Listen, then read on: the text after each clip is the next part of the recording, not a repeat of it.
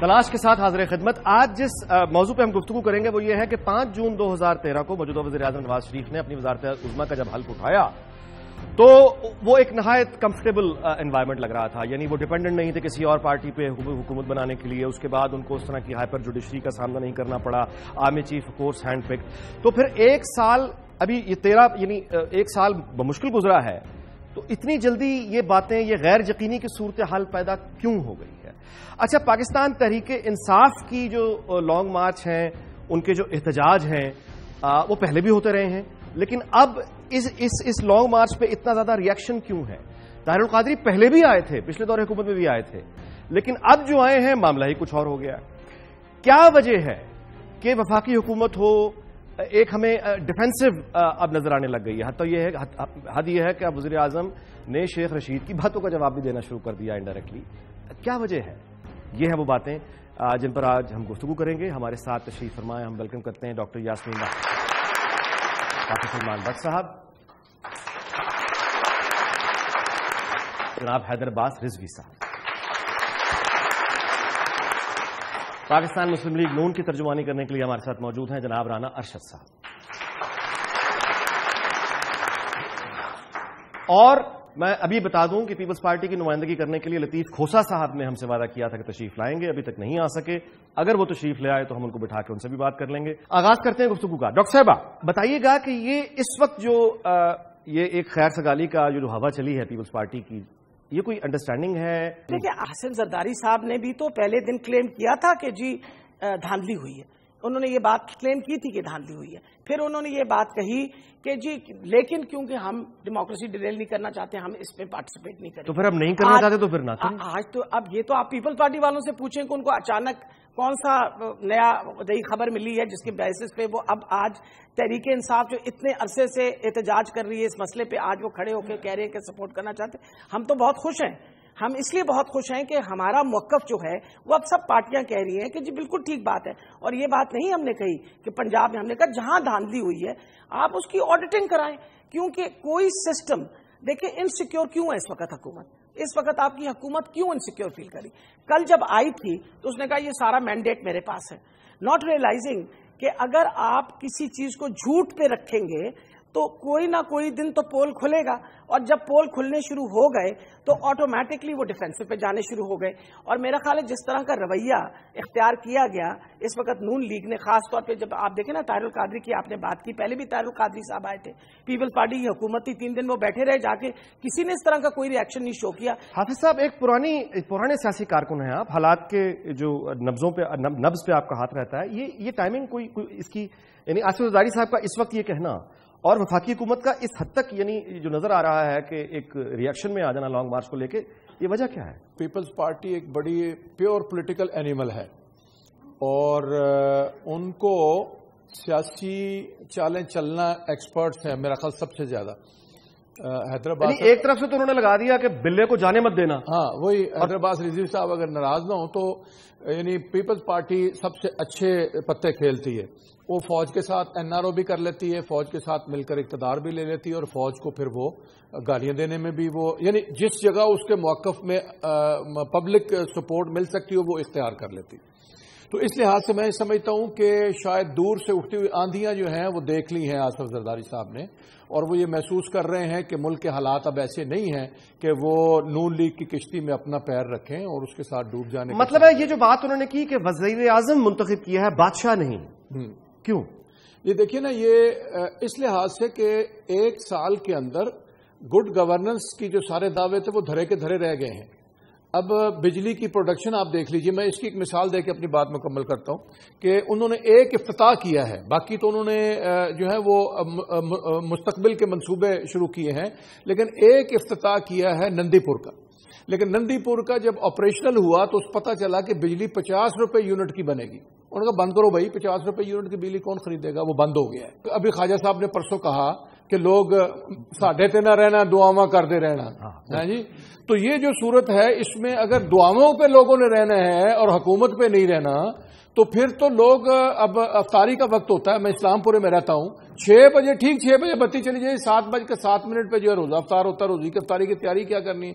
تو لوگ جہاں دعائیں کر رہے ہیں وہاں خواجہ آصف کو بد دعائیں بھی دے رہے ہیں. حیدرآباد رضوی صاحب، آپ فرمائیے کہ یعنی کراچی، یعنی آپ خود ایک بہت سیاسی کارکن، آپ کا طویل تجربہ، گورننس میں پرابلم ہے آپ کو لگتی ہے؟ کوئی ایڈمنسٹریٹو افیئرس کا تو ان کے پاس بے پناہ تجربہ ہے چلانے کا، کوئی نئے تو حکومت میں نہیں آئے، پرابلم کہاں ہے؟ پہلا جو میرا نقطہ ہے اس سبجیکٹ پہ وہ شاید یہ ہے کہ یہ جو صورتحال ہے وہ گزشتہ سے پیوستہ ہے، اور اس کی وضاحت میں آگے کر دوں گا۔ اور دوسرا، ایک شعر میں ایک لفظ کو تبدیل کر کے اگر میں صورتحال کی وضاحت کر سکوں کہ کچھ تو ہوتے ہیں حکومت میں جنوں کے آثار، کچھ تو ہوتے ہیں حکومت میں جنوں کے آثار، اور کچھ لوگ بھی دیوانہ بنا دیتے ہیں۔ تو مجھے ایسا نہیں دکھائی دیتا کہ صرف پی ایم ایل این کی ہی جانب سے غلطیاں ہو رہی ہیں، بلکہ کچھ ویلز ود ان ویلز بھی ہوتا ہے، اور یہ جو ویلز ود ان ویلز ہیں یہ گزشتہ سے پیوستہ ہیں۔ میاں نواز شریف صاحب اس ملک کے سب سے زیادہ تجربہ کار اور کونا مشق وزیر اعظم ہیں۔ پاکستان میں آج تک کوئی وزیر اعظم تیسری بار نہیں ہوا، اور میاں صاحب کو ہم یہ ایکسپیکٹ کرتے ہیں اور کرتے تھے کہ میاں صاحب اس بار جو سیاست کریں گے شاید وہ جوڑنے کی سیاست ہوگی۔ اگر پاکستان کی پولیٹیکل پارٹیز میں آپ دیکھ لیں تو جو ان کے کلوزسٹ ایلائی تھے، پاکستان پیپلز پارٹی، کہ جن کے ساتھ نہ صرف ان کا چارٹر آف ڈیموکریسی تھا بلکہ ان کی ایک سائلنٹ انڈرسٹینڈنگ بھی تھی کہ 5 سال ہم آپ کو نہیں چھیڑیں گے اور اگلے 5 برس آپ ہمارے لیے کوئی بات مت کیجیے گا۔ مگر آج جو زرداری صاحب کی سچویشن ہے، جو ایک بڑا میجر ٹرن ہے پاکستانی پالیٹکس کا، کہ زرداری صاحب نے ایسا لگ رہا ہے کہ وزیر اعظم نواز شریف صاحب کو یہ اندیا دے دیا ہے کہ وہ بہت دیر ان کے ساتھ نہیں چل پائیں گے، تو کئی محاذوں پر میاں صاحب نبردآزما ہے اور مشکل میں ہیں۔ ممکن ہوگا کبھی ہم آپ کا اور پی ٹی آئی کا کبھی کوئی اتحاد دیکھ سکتے ہیں ایجیٹیشن کے حوالے سے، یا کسی ایک پلیٹ فارم پہ آپ کبھی اکٹھے ہو سکتے ہیں؟ دیکھیے، ہم کوئی پولیٹیکل ایکسٹریمسٹ نہیں ہیں، اور بات چیت کے دروازے بہرحال تمام ہی کھلے رہتے ہیں، سیاست میں کچھ حرف آخر نہیں ہوتا، مگر مجھے مستقبل قریب میں ایسا کچھ بہت زیادہ ہوتا دکھائی دیتا نہیں ہے۔ جی، گفتگو کا سلسلہ یہیں سے آگے بڑھاتے ہیں، وقت ہوا کمرشل بریک کا، دیکھتے رہیے دنیا۔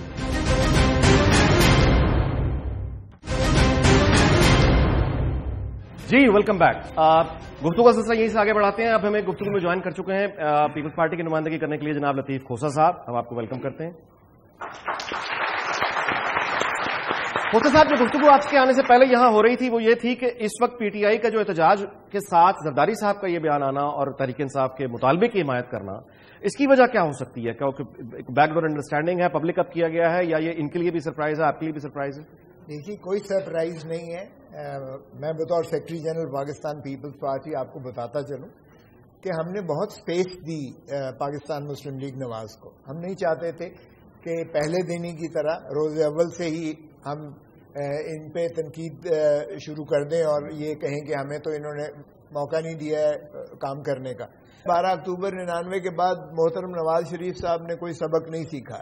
وہاں ضیاء الدین بٹ سے ان کی اختتام ہوا تھا، یہاں گلو بٹ سے آ کے شروعات کر رہے ہیں، یہ وہیں سے شروع ہو رہے ہیں۔ جی رانا صاحب، یہ تو طویل فہرست ہو گئی جناب، ضیاء الدین بٹ سے گلو بٹ تک کا سفر۔ جی بسم اللہ۔ بٹ خاندان کے خلاف تو نہ کریں جی، نہیں میں تو شریف بٹ بھی ہوتے ہیں۔ جی رانا صاحب نے خود ذکر خیر فرما دیا کہ 12 اکتوبر 1999 کو جب میاں نواز صاحب کی گورنمنٹ گئی، اور جب گورنمنٹ گئی تو آپ کو سب کو پتا ہے کہ پاکستان کے آئین کو سسپینڈ کیا گیا۔ اب 6 جون 2013 کو میں اپنے تمام ان نوجوانوں سے، بیٹوں اور بیٹیوں سے پوچھتا ہوں کہ 6 جون 2013 ایک سال پہلے اسی پاکستان کے اندر بجلی کی لوڈ شیڈنگ 18 سے 20 گھنٹے تھی، اور اگر نہیں تھی تو مجھے یہ نوجوان بتا دیں، اور اب بھی ہے، بالکل میں عرض کرتا ہوں اب بھی ہے، لیکن میں آپ کی خدمت میں عرض کرتا ہوں کہ آج الحمدللہ ہم نے میاں نواز صاحب نے الیکٹ ہوتے ہیں، چائنا جاتے ہیں، دوستانہ تعلقات کو بحال کرتے ہیں، 35 ارب کی انویسٹمنٹ پاکستان آتی ہے، اور نندی پور پروجیکٹ جو انجینئر چھوڑ کر چلے گئے تھے وہ واپس آتے ہیں، نندی پور پروجیکٹ اور 7 مہینوں میں وہ پروجیکٹ مکمل ہوتا ہے، اور میں عرض کرتا ہوں بند ہو جاتا ہے، 4 دنوں بعد بند ہو جاتا ہے۔ میں عرض کرتا ہوں 4 دنوں بعد بند ہو جاتا ہے۔ جی اگر وہ بند ہو گیا تو اس میں کوئی رینٹل پاور پروجیکٹ سے 50 ارب روپے کرپشن تو نہیں کسی نے کھائی، بھی زیادہ 200 ارب روپیہ وہ دے گا وہ پرویز اشرف صاحب ذمہ دار ہے. اور ہم انیک ناجی صاحب آپ کی وساطت سے نندی پر پروجیکٹ ہو یا کوئی اور میگا پروجیکٹ ہو، کہیں پر کمیشن، کہیں پر ہمارے وزراء کرپشن میں پکڑے گئے ہوں، ہم ذمہ دار ہیں. جی 500 ارب آپ نے سرکولر ڈیٹ میں قبول دیا، کرتے ہیں. 350 ارب اور اب میں عرض کرتا ہوں ڈیفینڈ تو کرنے کی کوشش کر رہے ہیں لیکن ڈیفینڈ کیا نہیں جا سکتا. بس it's a difficult job, it's a very difficult job for ہم. وجہ یہ ہے میں تو بتا رہا ہوں، بات کر رہے تھے، مجھے بھی کرنے دیجیے. دیکھیے جی، انہوں نے کہا کہ جب ہم نے لیا یہ حکومت تو بجلی تب بھی 18 گھنٹے تھی، تو کھڑے ہو کے تب آپ نے وعدے کیے تھے. نہیں وعدے نہیں، اس کے بعد پھر چند مہینے گزرے، پھر لوڈ شیڈنگ میں کمی بھی آئی، اور نواز شریف صاحب نے یہ کہا کہ اللہ کا شکر ہے کہ لوڈ شیڈنگ ختم ہو گئی ہے. مجھے خود بھی نہیں پتا کیسے ہوئی ہے لیکن ہو گئی ہے. اب پھر وہیں پہ ہم کھڑے ہیں. منصوبوں کا اختیار کیا ہے، میں وہی عرض کر رہا تھا. مسئلہ یہ ہے کہ آپ نے ہر قسم کے وعدے کیے جب آپ باہر بیٹھے ہوئے تھے حکومت کے، اور آپ نے کہا ہم آ کے لوڈ شیڈنگ ختم کریں گے، ہم ہر قسم کا یہ جو بحران ہے یہ ختم کریں گے. میں کام نہیں کر سکتا تو میں کہتا ہوں میں معذرت ہے میں نہیں کر سکتا، تو پھر اس کی جگہ میں اس کو لے آئیں جو یہ کام کر لے. مطلب میں معذرت کرنے کا مطلب یہ کرتا ہوں نا، میں کر نہیں سکتا لیکن میں نے رہنا بھی ہے. نہیں ہم نے کیا ہے. دیکھنا، ہم نے اگر گڈانی میں بجلی کے لیے پاور اسٹیشن لگائے ہیں تو پرائم منسٹر صاحب گئے ہیں، اور اگر تھال میں کیا ہے تو ہم نے زرداری صاحب کو بھی ساتھ لیا ہے. اور اگر ہم خیبر پختونخوا میں کہتے ہیں کہ وہاں پی ٹی اے کی گورنمنٹ ہے وہ بھی بجلی پیدا کرنے کی کوشش کرے، ہم ان کو بھی فیسیلیٹیٹ کریں گے.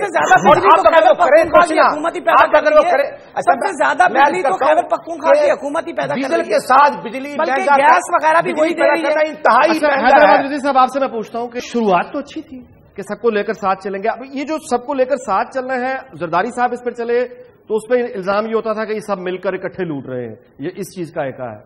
انہوں نے سب کو لے کر ساتھ لیکن یہ ناکام ہو گئے. پرابلم کہاں ہے؟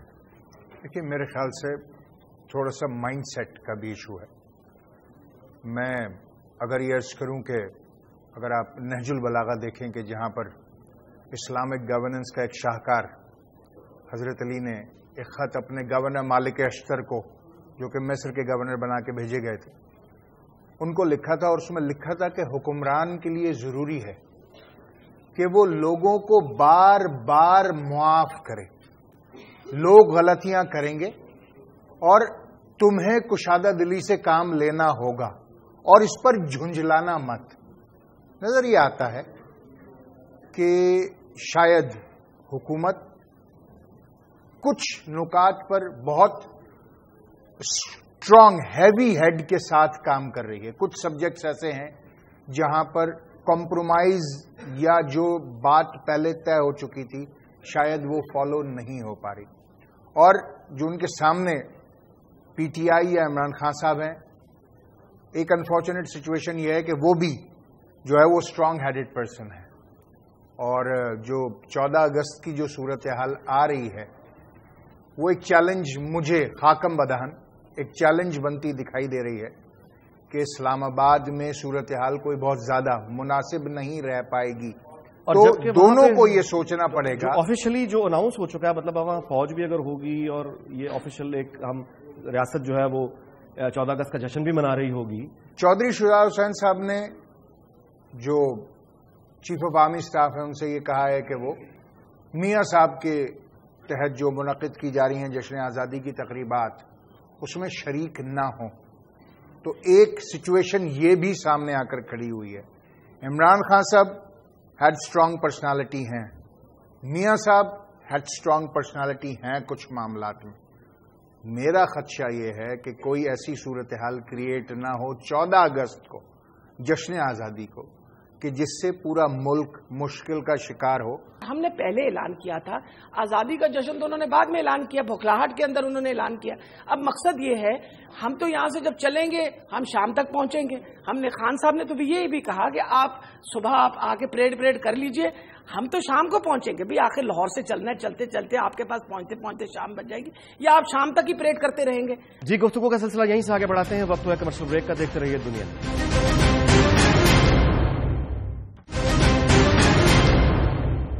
جی ویلکم بیک. اپنا کھوسا صاحب، ایک طرف سے تو زرداری صاحب یعنی ہم کہتے ہیں کہ بلا جو ہے وہ پکڑا گیا، بلے کو جانے نہ دیں.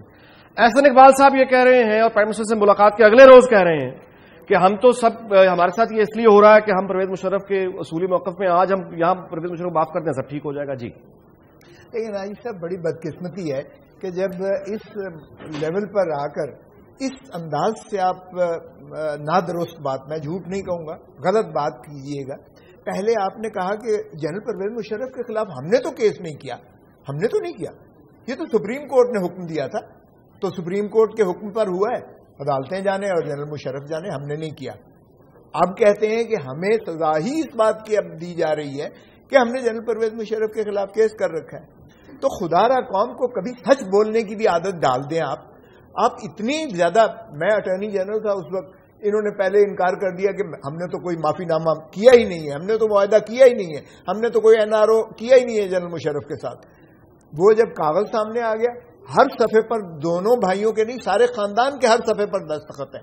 پھر کہا 10 سال کا نہیں تھا، یہ تو 5 سال کا تھا. وہ بھی غلط تھا، بدقسمتی سے غلط بیانی تھی. وہ آپ کو یاد ہوگا ماڈل ٹاؤن کا ان کا گھر یتیم خانہ بن گیا تھا کیونکہ یہ سارے گھر اور وہ اس کے افزانے میں دے کر گئے تھے معاوضے کے طور پر کہ یہ ہم اپنا ریٹریو کر رہے ہیں، اپنا ڈیٹس جو ہم نے بینکوں سے لیے ہیں. وہ واپس آ کے انہوں نے عدالتوں سے سارے واگزار کرائے. 10 سال کی انہوں نے جو ہے کنڈونیشن آف ڈیلے جو تاریخ میں نہیں ہوئی ہے وہ انہوں نے سپریم کورٹ سے لے کر اور اپنے آپ کو ہائی جیکنگ کیس سے بھی بری کروا لیا. تو یہ کتنے جھوٹ بول لیں گے قوم کے ساتھ، اور سمجھ نہیں آتی ہے. پھر یہ کہتے ہیں کہ جی ہم نے کشکول کا پیالہ توڑ دیں گے. آپ کا امتحان رانا صاحب شروع ہوتا ہے اب. انیق صاحب میں انتہائی معذرت سے عرض کروں گا، انصاف آپ کر دیں کہ خود کھوسا صاحب جب اٹارنی جنرل تھے، خود جب ایڈوائزر ٹو PM بنے تو ان کو کس سزا میں فارغ کیا گیا تھا اور تیسری نوکری ان کو گورنر ملی تھی. یہ تھوڑا سا تاریخ کو ذرا دیکھیں. کرپشن میں فارغ نہ پورے میڈیا کو پتا ہے. کھوسا صاحب میرے لیے انتہائی قابل احترام ہے، لیکن جب شیشے کے گھر میں جب شیشے کے گھر میں بیٹھ کر پتھر ماریں گے. دیکھیں جی، میاں نواز شریف پرائم منسٹر تھے، جیل میں 14 مہینے میاں نواز شریف نے جیل کاٹی، ہم نے 11 سال کاٹی، اور مجھے زرداری نے 11 سال کاٹی. اور زرداری صاحب تو سوئس بینک کے $6 ارب قوم کے لے کے گئے، وہ واپس کریں. $6 ارب قوم کے ہیں، وہ واپس کریں. قوم آج بھی رو رہی ہے. لیکن میں عرض کرتا ہوں حکومت آپ کی لے آئی ہے. میں عرض کرتا ہوں کہ آج خود صاحب بڑے سینئر ہے، لیکن میں عرض کرتا ہوں آج ایشو یہ ہے کہ قوم کو ہم نے ریلیف کیسے دینا ہے. آج ملک کے اندر ضرب عذب ہو رہا ہے. ہماری پوری افواج پاکستان اور پورا پاکستان حالت جنگ میں ہے. ہمیں فوج کے ساتھ کھڑے ہو کر ان دہشت گردوں کا مقابلہ کرنا ہے. یہ ایک انٹرنیشنل سازش ہے جو گورنمنٹ کے خلاف اس موقع پر لوگوں کو لا کر کھڑا کیا جا رہا ہے جب پاکستان کی گورنمنٹ اور آرمی حالت جنگ میں ہے. لیکن ضرورت ہے اس وقت قومی یکجہتی کی. ناجی صاحب، کیا ماڈل ٹاؤن میں 100 بندوں کو گولیاں مار کے یکجہتی ہوگی، یا کیا کلیش کر کے 14 اگست کو یکجہتی ہوگی؟ کس یکجہتی کی بات کر رہے ہیں؟ ارے بابا، اس پر تو قوم یکجا ہے. افواج پاکستان کے پیچھے ہے ساری قوم. کھوسا صاحب کے ذہن سے ریونڈ نہیں نکلے گا، لیکن میں عرض کرتا ہوں کہ سرکاری صاحب کو بھی دیکھیں کہ انہوں نے قوم کے ساتھ کیا کیا ہے. اور انتہائی معذرت سے ناجی صاحب، انتہائی معذرت سے کہ محترمہ بینظیر بھٹو صاحبہ شہید ہوئی، ان کا مقدمہ تو کوئی پل نے درج نہیں کیا، ان کے قاتل کو گرفتار نہیں کیے، کسی اور کو تحفظ یہ کیا دیں گے؟ لیڈرشپ میں کہاں وہ کس چیز کی میں وہ کمی پائی جاتی ہے جو ہمیں آج ایک آئسولیشن میں گورنمنٹ کھڑی نظر آ رہی ہے؟ انیق بھائی، ایک سوال میں نے کرنا ہے. سب سے امپورٹنٹ بات میرا سوال پھر اگر وہ جواب دے دیں تو. جی میرے سوال میں سب سے امپورٹنٹ بات یہ کہ جب انسان when you come at the top تو آپ کا کام ہے آف یونیفیکیشن، اینڈ اگر لوگوں کی کوئی مسئلے مسائل ہیں ان کا ازالہ کرنا، آپ نے گورننس کو امپروو کرنا. یہاں تو یہ لگ رہا ہے پچھلے 14 مہینے میں کہ شاید پاکستان صرف پنجاب میں ہی ہے اور کسی علاقے میں نہیں ہے. وجہ یہ ہے کہ جتنے حالات خراب ہوتے چلے گئے، the government never paid any attention to it. آپ کا اور MQM کا کوئی ہم دیکھ سکتے ہیں کوئی مشترکہ جدوجہد؟ دیکھیے جی، جس طرح میرے بھائی نے کہا ہے کہ وہ کہتے ہیں politics has strange bedfellows, for the time being تو ابھی تو کوئی ایسی امید نہیں ہے. لیکن ہم پیپل پارٹی کی ضرور بڑی شکریہ ادا کرنا چاہتے ہیں کہ وہ اب ریئلائز کر رہے ہیں کہ جس بات پہ ہم اتنے عرصے سے شور مچا رہے تھے، and this bad governance it actually requires the support of every body in Pakistan. دیکھیں جی، میں یہ پوچھنا چاہتا ہوں، جب 2 مہینے پہلے میاں نواز شریف صاحب عمران خان صاحب کے گھر جاتے ہیں کہ آئے قوم کے ایشو ریزالو کریں، اس وقت دو ہی سوال تھے کہ میرے گھر کی سڑک بنا دے اور گھر کے باہر غریبوں کی جو برسیہ جو آبادی ہے اس کو فارغ کر دے. اس وقت کوئی ایشو نہیں تھا عمران خان صاحب کے پاس. آج وہ احتجاج کر رہے ہیں. دیکھیں نا, ہم نے سپریم قومی اسمبلی میں الیکشن ریفارم کمیٹی بنا دی ہے, وہاں پر یہ امینڈمنٹس لائیں, ریکمینڈیشن دیں, جو کمیٹی ریکمینڈیشن دے گی. ہم چاہتے ہیں کہ یہاں کا انتخابی نظام بہتر ہونا چاہیے. لیکن 2 مہینے پہلے عمران خان صاحب کے پاس کوئی ایجنڈا نہیں تھا. اب 4 ہلکوں کا, اس کے بعد پورے الیکشن کا. یہ کہاں سے ڈائریکشن آ رہی ہے؟ کیوں نہیں؟ یہ لندن جاتے ہیں تو ڈائریکشن لے کے آ جاتے ہیں قوم کے پاس. آج غریب عوام کو روزگار چاہیے, آج بجلی چاہیے. خیبر پختونخوا میں بنو اور ڈی اے کی جیل سے 450 دہشت گرد چھوٹے اور ان کے دروازے کھول دیے گئے. وہ کون تھے؟ خود کا حملے کرنے والے. ان کو کس نے چھوڑا؟ ان کی باتوں کا کیا میرا خیال ہے آئی جی پی. وقت ہوا ہے کمرشل بریک کا, اس کے بعد یہیں آپ سے ملاقات ہوتی ہے. دیکھتے رہیے دنیا.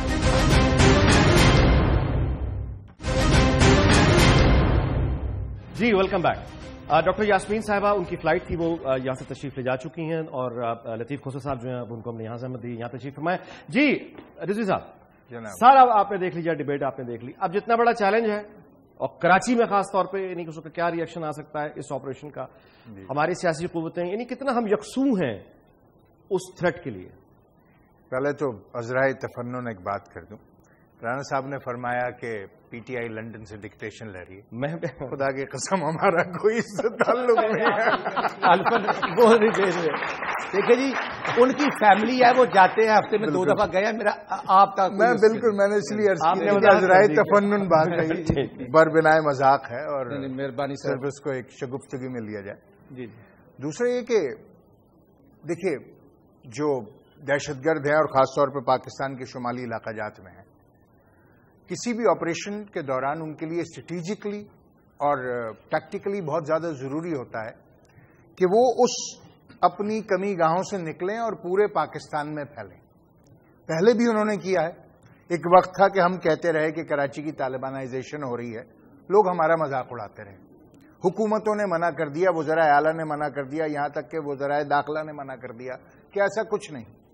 اور آخر میں افریت آپ کے سامنے آ گیا کہ کراچی کے جتنے بھی آؤٹ اسکرٹس ہیں اس پر طالبان کا قبضہ ہو چکا. یہی صورتحال ہمیں ڈر ہے کہ پاکستان کے دونوں جانب, ایک تو اندرون پاکستان یعنی ناردرن ایریا سے نیچے, اور دوسرا افغانستان کی طرف دہشت گرد نکلیں گے. جو ہم نے 7 مہینے ضائع کیے ہیں مذاکرات کے نام پر, اس میں ہم نے دہشت گردوں کو یہ موقع دیا ہے کہ وہ نہ صرف اپنے آپ کو پورے پاکستان میں اسپریڈ اپ کریں, بلکہ ان کی فرسٹ لیول آف لیڈرشپ اور سیکنڈ لیول آف لیڈرشپ جو ہے وہ افغانستان کے اندر سیپ ان کر جائے, اور کنڑ اور نورستان میں خاص طور پر جہاں ان کے ٹھکانے ہیں وہاں جا کر وہ پناہ حاصل کریں. کک آف یہ آپریشن کراچی ایئرپورٹ کی کارروائی کے بعد ہوا تھا, اس لیے یقیناً کراچی ایک بڑا خطرہ ہے. مگر میں لاہور کو بھی بالکل یہ کلین چٹ نہیں دے سکتا کہ یہاں کوئی صورتحال نہیں ہو سکتی. اس کا بیک لیش پورے پاکستان میں آ سکتا ہے, اور یہی وہ نقطہ ہے کہ پاکستان کی تمام سیاسی جماعتوں کو اپنے اختلافات کو ایک طرف رکھتے ہوئے, چاہے کسی بھی اینگل پر ہوں, کچھ دیر توقف کر کے, پاکستان کی تاریخ کی سب سے بڑی جنگ ہے یہ. 7,000 جوان سے لے کر جرنیل تک ہندوستان کے خلاف لڑی جانے والی جنگوں میں بھی شہید نہیں ہوئے, ہماری اندرونی جنگ میں شہید ہو چکے ہیں. جی کھوسر صاحب, اب یہ ایک بات تو خیر ماننی پڑے گی نا کہ طالبانائزیشن اور آپریشن اور یہ سب سے پہلے پوزیشن ان کی تھی. سو کیا وجہ ہوئی کہ آپ نہیں اپنے دور میں یہ بات کر سکے, یا یہ آپ کو کنونس نہیں کر سکے؟ جب ہماری حکومت آئی تھی تو آپ دیکھیں کہ 60 کلومیٹر کے فاصلہ پر, یعنی سوات کی وادیوں میں پاکستان کے جھنڈے جلائے جاتے تھے, اسکولوں پہ قبضہ کیا جاتا تھا, تھانوں کو لوٹا جاتا تھا, اور کہا جاتا تھا کہ اب اگلا ان کا ہدف جو ہے وہ اسلام آباد ہے. ہم نے جو مالاکنڈ آپریشن کیا تھا, آپ دیکھیں کہ الحمدللہ ہم نے ساری قوم کو ساتھ لیا تھا. لیکن جہاں تک آگے کا تعلق ہے کہ ہم شمالی وزیرستان میں کیوں نہیں گئے, ہم نے وہ اس وقت عسکری قیادت کو سونپ دیا کہ جس وقت آپ مناسب سمجھیے گا. اب یہ بات کھل کے آ چکی ہے, آپ دیکھ ہی رہے ہیں, اخباروں میں آ چکا ہے. میرا خیال ہے کہ تھوڑا سوات والی بات پہ میں دیکھ رہا تھا, آپ تھوڑے یعنی اتنا ریلیکس نہیں تھے. میں صرف ریکارڈ کی درستگی کے لیے, کیونکہ نوجوان یہاں بیٹھے, بڑی بدنصیبی یہ تھی کہ جب سوات اور مالاکنڈ پہ آپریشن ہونے جا رہا تھا تو اس وقت کی پارلیمنٹ نے 93% میجورٹی کے ساتھ 93% میجورٹی کے ساتھ, سوائے ایم کیو ایم کے 7% کے, 93% نے سوات اور مالاکنڈ میں صوفی محمد کی شریعت کو تسلیم کرتے ہوئے ان کو حق حکمرانی دیا تھا. اور یہ لیجسلیشن ہے پارلیمنٹ کی, یہ دس از آن دا ریکارڈ. صرف ایم کیو ایم ایک ایسی جماعت تھی جس نے صوفی محمد کی نام نہاد شریعت کو تسلیم کرنے سے انکار کر دیا تھا. اور اس کے بعد جب صوفی محمد نے کہا کہ جی میں کورٹس نہیں مانتا, میں پاکستان کا آئین نہیں مانتا, میں ججوں کو پھانسی پہ لٹکا دوں گا, میرے اپنے مولوی جو ہے وہ شریعت کوڈ لگائیں گے, تب فوج نے پھر مالاکنڈ اور سوات میں اس کے بعد آپریشن کیا تھا. پاکستان کی پولیٹیکل وزڈم یہ تھی کہ صوفی محمد کی نام نہاد شریعت کو تسلیم کرتے ہوئے مالاکنڈ اور سوات میں جو بیچ میں تھا پاکستان کے درمیان میں, وہاں پر اس کے حق حکمرانی کو تسلیم کیا. اچھا یہ میں ایک منٹ, میں آن دا ریکارڈ ہونا یہ درست نہیں ہے. میں اٹارنی جنرل تھا اور میں اس میٹنگ کا حصہ تھا جس میں صدر پاکستان, وزیر اعظم, آرمی چیف جنرل پاشا اور اس وقت غنی تھے جو گورنر تھے. میں اس میٹنگ میں موجود تھا. آصف علی زرداری صاحب نے کہا جب اے این پی کی جانب سے یہ آیا کہ جی نظام شریعت نافذ کیجئے گا, اے این پی نے کہا, اس وقت اے این پی کی گورنمنٹ تھی, تو زرداری صاحب نے کہا کہ اس کا مطلب یہ ہے کہ باقی کی ملک میں ہم کہیں کہ غیر شرعی نظام عدل ہے. مجھے انہوں نے کہا, میں نے کہا باچا خان کی اولاد, تم کہاں سے جو ہے اب آگے کہ شریعت نفاذ کرو, کس شریعت کی بات کرتے ہو؟ یہاں تو ہر ایک کی اپنی اولاد کی شریعت کی آپ بات کرتے ہو. ہمارے الحمدللہ پاکستان میں الحمدللہ اسلامی نظام کا کوئی درخت نہیں ہے. اس میں یہ ہوا کہ زرداری صاحب نے انکار کیا. اگلی میٹنگ پر انہوں نے کہا جی ورنہ ہم واک آؤٹ پل آؤٹ کریں گے. پھر زرداری صاحب نے خود نہیں کیا, قومی اسمبلی میں لے کر آئے اور اس پہ بھی دھمکی ہمیں ملی, اور قومی اسمبلی سے ہم نے ریزولوشن ہم نے کوئی قانون سازی نہیں کی, صرف ریزولوشن ہوا تھا. اب یہ بتائیے کہ لوگ جو ہے وہ پہچانتے نہیں ہیں, راہ بھر کو پہچانتے نہیں ہیں. میں یہ کرنا چاہتا ہوں کہ ایک تو شریعت کو متنازع نہیں بنایا جانا چاہیے. شریعت صرف محمد رسول اللہ صلی اللہ علیہ وسلم کی سیرت وہ شریعت ہے. کسی مولوی کی کوئی شریعت نہیں ہے. اور وہ ہماری پارلیمنٹ 1973 میں متفقہ طور پر, وہ پارلیمنٹ میں جس میں ذوالفقار علی بھٹو موجود تھے, وہ پارلیمنٹ جس میں محمود علی قصوری موجود تھے, وہ پارلیمنٹ جس میں اکبر بگٹی موجود تھے, وہ پارلیمنٹ جس کے اندر مولانا شاہ احمد نورانی موجود تھے, وہ پارلیمنٹ ولی خان موجود تھے, وہ پارلیمنٹ جس کے اندر مفتی محمود رحمۃ اللہ علیہ موجود تھے, وہ پارلیمنٹ جس میں پروفیسر غفور احمد موجود تھے. اتنے بڑے تاریخ کے سیاستدان ایک وقت میں اکٹھے ہوئے, اتنے کبھی اکٹھے نہیں ہوئے. اس پارلیمنٹ نے متفقہ طور پر قرآن و سنت کی تشریح کر دی اور اس میں شامل کر دیا قرآن و سنت کو.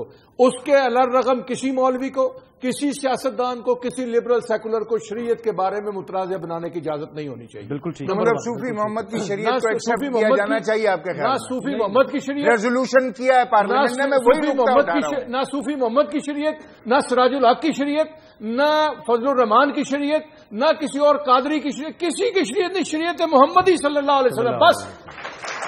جی گفتگو کا سلسلہ یہیں سے آگے بڑھاتے ہیں. وقت ہوا ہے کمرشل بریک کا. دیکھتے رہیے دنیا.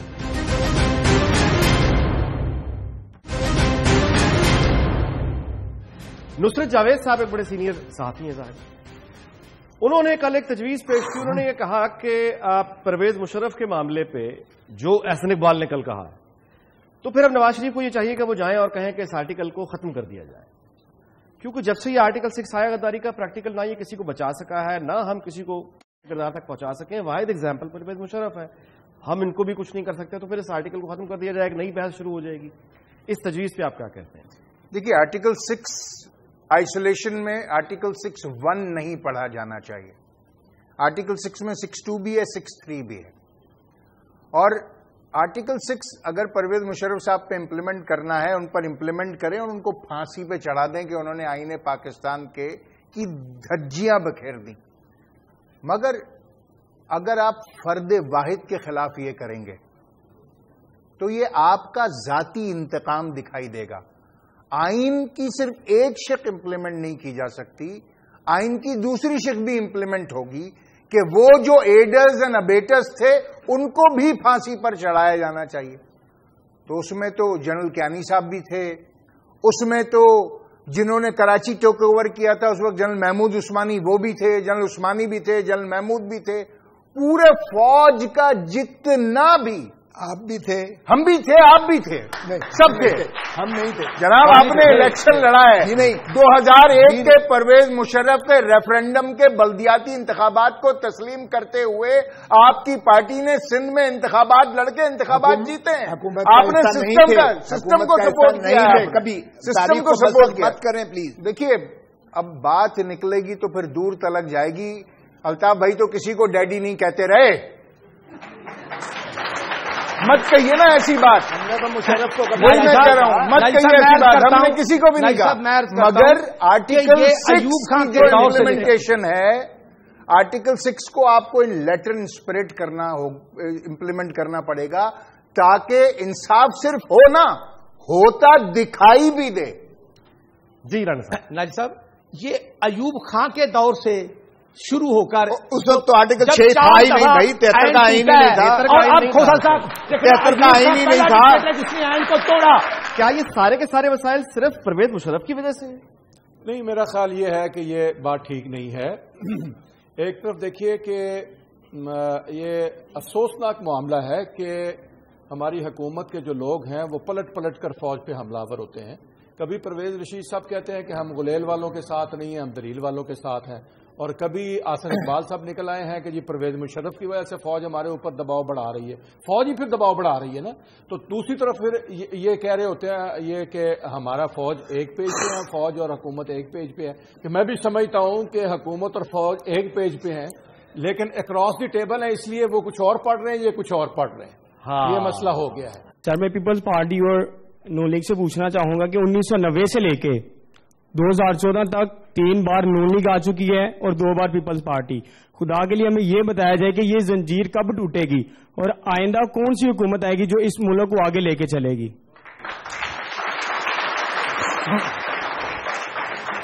دیکھیے بہت اچھی بات ہے, ریاست کی تعریف جو کی گئی ہے آرٹیکل 5 میں, بدقسمتی سے ریاست آج مکمل ہی نہیں ہے.